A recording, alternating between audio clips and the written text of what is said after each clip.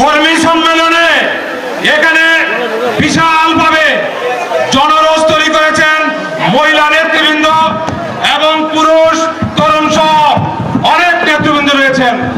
কিছু কথা না বললেই নয়, আজকের এই কর্মী সম্মেলনের মাধ্যমেই নতুন নেতৃত্ব তৈরি হবে।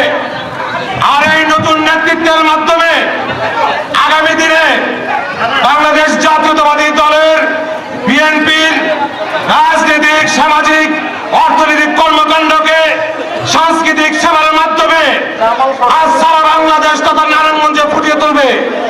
কর্মী সম্মেলনের মাধ্যমেই আগামী দিন নির্বাচিত হবে এই নেতা। আমি আজকে স্পেশালি এই কথাই জানিয়ে দিতে চাই, কর্মী সম্মেলন আগামীতে যে নেতা তৈরি হবে আপনাদের হাতের লেখায় আর সুপারিশের মাধ্যমে ওই নেতা যেন আগামী দিনে এই এলাকা বা যে কোনো এলাকার কুলুঙ্গার সন্তান না হয়। কর্মী সম্মেলনের মাধ্যমে নৈতিক এবং চরিত্রবান নেতা তৈরি হয়, নতুবা আপনার এই লেখা আর সুপারিশের মাধ্যমে যেই নেতা এই দেশের মানুষের বাক্য নিয়ে ছিলিবিলি করবে তার অভিশাপ আপনার উপরেই করবে। তাই সাবধান, আগামী দিনের যে নেতা নির্বাচিত হবে আজকে এই কর্মী সম্মেলন আপনাদের জানিয়ে দিতে হবে, যাতে আগামী দিনে বাংলাদেশ জাতীয়তাবাদী দল তারেক জিয়া তথা শহীদ জিয়ার সৈনিকের আদর্শ নৈতিকতা লালন করে এমন নেতা নির্বাচিত করতে হবে।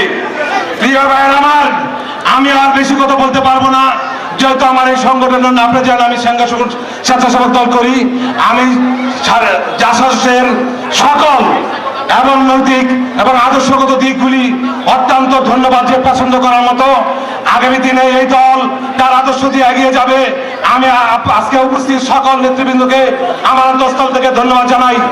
বাংলাদেশ জিন্দাবাদ, শহীদ জিয়া অমর হোক, বাংলাদেশ অমর হোক। ধন্যবাদ সবাইকে। আমাদের মাঝে উপস্থিত হয়েছেন বাংলাদেশ